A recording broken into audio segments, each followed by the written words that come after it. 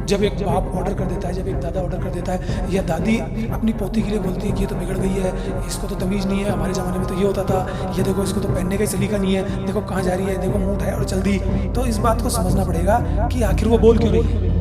उनको भी दिख रहा है कि ये जो आज की जनरेशन है इसको फ्रीडम मिल गया, उनको फ्रीडम मिला नहीं, उन दादियों को, उन नानियों को करने को कुछ मिला नहीं, इस बात की उनको चिढ़ भी है।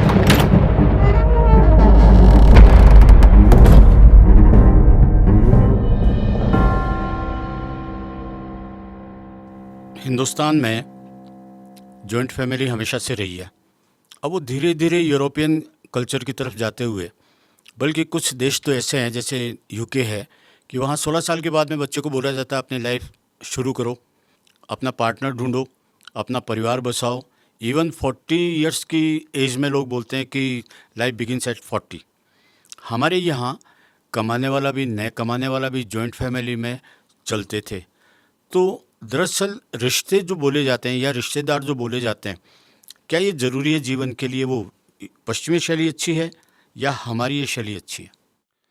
मैंने कहा ना कि इस सांसारिक दुनिया में हर देश के, हर शैली के अपने प्रयोग हैं।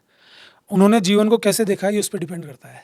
सब प्रयोग कर करके देखते हैं, सब उस विधि को अपना करके देखते हैं। अगर वो बहुत सही जगह पर उनको लेके जा रही है तो वो उसको कंटिन्यू करते हैं, लेकिन हल्की सी भी उसमें समस्या नज़र आती है तो कुछ टाइम तक तो समस्या को सहन कर लेते हैं, लेकिन बाद में उसमें परिवर्तन आता ही है। तो पश्चिम के लोगों ने ज़रूर लोगों की फ्रीडम का आनंद देखा होगा, तो उन्होंने इस चीज़ को आगे बढ़ाया। तो जनरली जो अपने देश के लोग हैं वो इस चीज़ को कई बार गलत बता देते हैं, लेकिन कहीं ना कहीं वो भी पश्चिम के देशों की जो परंपराएं, जो रीतियाँ, उनसे प्रभावित होते हैं। वो भी चाहते हैं कि हमको फ्रीडम मिले।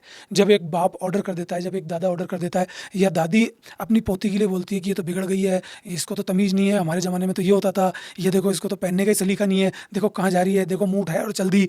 तो इस बात को समझना पड़ेगा कि आखिर वो बोल क्यों रही है। उनको भी दिख रहा है कि ये जो आज की जनरेशन है इसको फ्रीडम मिल गया, उनको फ्रीडम मिला नहीं, उन दादियों को, उन नानियों को करने को कुछ मिला नहीं, इस बात की उनको चिढ़ भी है।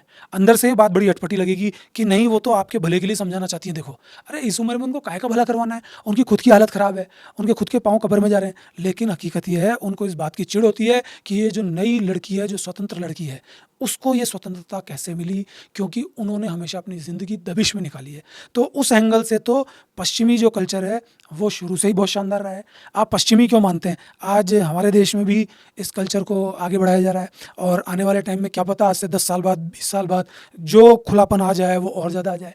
मैं ये कहना चाह रहा हूँ कि जो भी चीज़ आए ना वो सत्य की कसौटी पे आए। ये डुअल फेस नहीं होना चाहिए कि हम हैं कुछ, बोल रहे कुछ हैं, कर रहे कुछ हैं। मैंने अक्सर आपको बोला, संत की परिभाषा भी दी कि हर व्यक्ति संत है अपने आप में, अगर वो रियलिटी के नज़दीक है और उसकी कथनी करनी में फ़र्क नहीं है। एक दूसरे को मैनिपुलेट करके, एक दूसरे के सामने झूठ बोल करके अपने ड्यूअल फेस दिखा दिखा कर ज़िंदगी चलाना, ये अच्छे रिश्तों की पहचान नहीं है। लोग अगर ऐसा कर रहे हैं, उनको इसमें आनंद आ रहा है तो अच्छी बात है, फिर वो चाहे पश्चिम का कल्चर हो, चाहे वो अपने देश का कल्चर हो।